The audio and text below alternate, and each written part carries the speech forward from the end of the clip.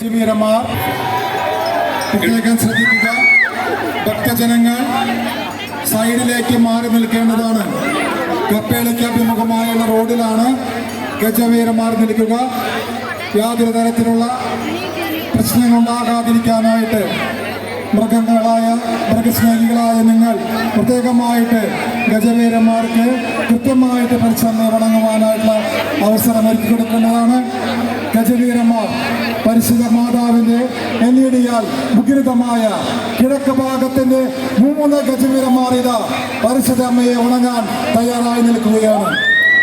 ഘോരവനങ്ങളിലും പശ്ചിമഘട്ടത്തിന്റെ ഘോരവനങ്ങളിൽ വിരാജിക്കുന്ന ഗജവീരന്മാർ നമ്മുടെ സ്വന്തം അമ്മയായ പരിശുദ്ധ ഫാത്തിമ മാതാവിനെ വണങ്ങുന്ന ദൃശ്യവിസ്മയമാണ് ഇപ്പോൾ നമുക്ക് വേണ്ടി സമ്മാനിക്കുന്നത്.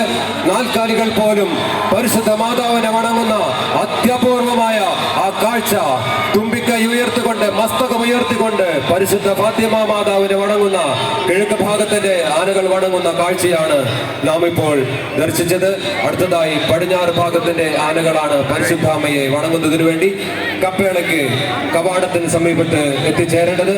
ബന്ധപ്പെട്ട വഴികളിലുള്ള വിശ്വാസികൾ അതിനുവേണ്ട സൗകര്യമൊരുക്കണമെന്ന് അഭ്യർത്ഥിക്കുകയാണ്, ഓർമ്മിപ്പിക്കുകയാണ്. കിഴക്ക് ഭാഗത്തിന്റെ ഗജവീരന്മാർ പള്ളിക്ക് മുന്നിലൂടെയാണ് പോകുന്നത്. ആളുകൾ ഗജവീരന്മാർക്ക് കടന്നു പോകുവാനുള്ള ക്രമീകരണങ്ങൾ ചെയ്യണമെന്ന് അഭ്യർത്ഥിക്കുകയാണ്. പടിഞ്ഞാറ് ഭാഗത്തിന്റെ ഗജവീരന്മാരിക പരിശുദ്ധ ഫാത്തിമ മാതായുടെ ഗജവീരന്മാർ കപ്പേളയ്ക്ക് സമീപത്തേക്ക് വന്നുകൊണ്ടിരിക്കുകയാണ്. ഭക്തജനങ്ങൾ പ്രത്യേകം ശ്രദ്ധിക്കുക. ഗജവീരന്മാർക്ക് കടന്നു വരുവാനുള്ള വഴികൾ ക്രമീകരിച്ചു കൊടുക്കണമെന്ന് അഭ്യർത്ഥിക്കുകയാണ്. ആരും തന്നെ കപ്പേളയ്ക്ക് സമീപത്തേക്ക് കടന്നുമാണ് ആ കാഴ്ച ദർശിക്കാൻ സാധിക്കുന്നത്. ഏകദേശം ഒരു 5 മണിയോടുകൂടി കൊട്ടേക്കാട് പള്ളിയുടെ പടിഞ്ഞാറ് ദേവാലയത്തിൻ്റെ പടിഞ്ഞാറ് ഭാഗത്തുള്ള കാര്യം പ്രത്യേകമായിട്ട് നിങ്ങൾ ഓർമ്മപ്പെടുത്തുകയാണ്. തുടർന്നാണ് ഇപ്പോൾ പടിഞ്ഞാറ് ഭാഗത്തിൻ്റെ ഗജവീരന്മാർ പരിശുദ്ധ ഫാത്തിമ മാതാവിന്റെ കപ്പേളയ്ക്ക് സമീപത്തേക്ക് വന്നുകൊണ്ടിരിക്കുന്നത്. വഴിയൊരുക്കണമെന്ന് സ്നേഹപൂർവ്വം അഭ്യർത്ഥിക്കുകയാണ്. യാതൊരു കാരണവശാലും മൊബൈൽ ഫോട്ടോ എടുക്കാൻ തിക്കും തിരക്കും കൂട്ടുകരുത് എന്ന കാര്യം ഉറപ്പെടുത്തുകയാണ്. ഗജവീരന്മാർക്ക് റോട്ടിൽ കൃത്യമായിട്ട് നിൽക്കുവാനുള്ള സ്പേസ് ഉണ്ടാകണം. 3 ഗജവീരന്മാർ പരിശുദ്ധ അമ്മയെ തുമ്പിക്കൈ ഉയർത്തി വണങ്ങുന്ന അടുത്ത ഒരു കാഴ്ചയാണ്. പടിഞ്ഞാറ് ഭാഗത്തിൻ്റെ ഗജവീരന്മാർ ഇപ്പോൾ പരിശുദ്ധ അമ്മയുടെ സന്നിധിയിലേക്ക് എത്തിച്ചേർന്നുകൊണ്ടിരിക്കുകയാണ്. പടിഞ്ഞാറ് ഭാഗത്തിന്റെ ഗജവീരന്മാർ പരിശുദ്ധ അമ്മയുടെ തിരുസന്നിധിയിലേക്ക് പ്രവേശിച്ചു കൊണ്ടിരിക്കുന്നു. പരിശുദ്ധ അമ്മയെ വണങ്ങുന്നതിനു വേണ്ടി കൊട്ടേക്കാടിന്റെ മക്കൾ ഒട്ടേറെ കാലത്തെ പ്രാർത്ഥനകൾക്ക് ശേഷം ഒരുങ്ങിയ ഈ ഫാത്തിമ മാതാ തിരുനാളിന്റെ ഏറ്റവും ആകർഷകമായ ഘടകമായ ഗജവീരന്മാരുടെ വണക്കത്തിന്റെ സമയമാണ് ഇപ്പോൾ സംജാതമായിട്ടുള്ളത്.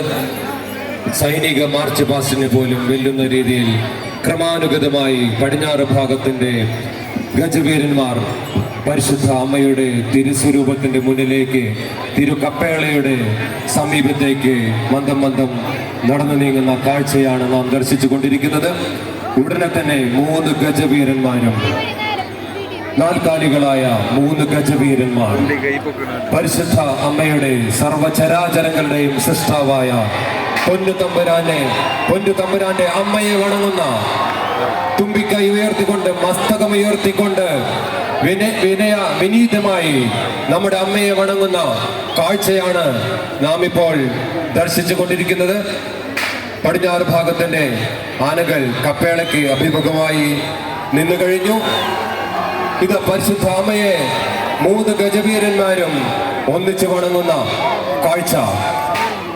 പടിഞ്ഞാറ് ഭാഗത്തിന്റെ ഗജവീരന്മാർ പരിശുദ്ധ അമ്മയെ ഉപചാരപൂർവം വണങ്ങുന്നു, ആചാരപൂർവം വണങ്ങുന്നു, വിധേയമായി വണങ്ങുന്ന കാഴ്ചയാണ് നാം ഇപ്പോൾ ദർശിച്ചത്. കിഴക്ക് പടിഞ്ഞാറ് ഭാഗക്കാരുടെ കിരീടമെഴുന്നള്ളിപ്പിന്റെ സമാപനമാണ് ഇപ്പോൾ നമ്മൾ കണ്ടുകൊണ്ടിരിക്കുന്നത്. ഗജവീരന്മാർ പരിശുദ്ധ അമ്മയെ തുമ്പിക്കൈ ഉയർത്തി മസ്തിഷ്കമുയർത്തി ആചാരത്തിന് ശേഷം തിരിച്ചു പോവുകയാണ്. ഗജവീരന്മാർക്ക് തിരിച്ചു പോകാൻ വേണ്ട ക്രമീകരണങ്ങൾ ചെയ്യുകയാണ്.